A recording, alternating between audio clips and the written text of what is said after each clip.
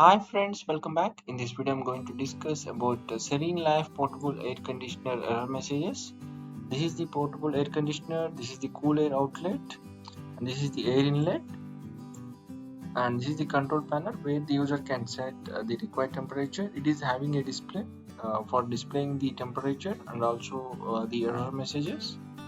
User can also set the required mode by using this control panel. This is the exhaust port and it is having condensation drain port.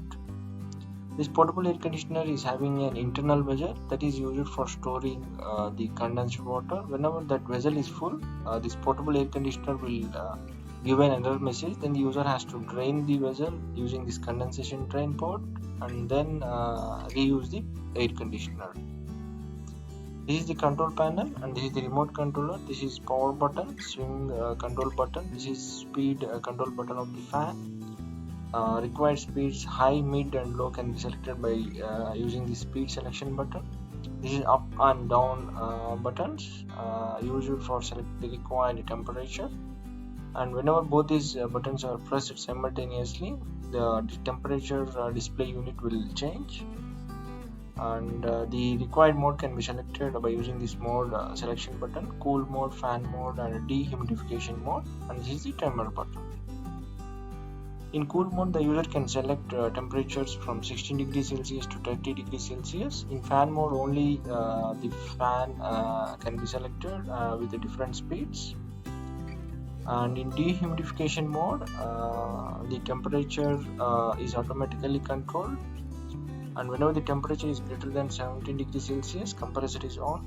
And less than 15 degrees Celsius, the compressor is off. And this operation continues as long as the portable air conditioner is in dehumidification mode, and fan is defaulted to run at low speed in this mode.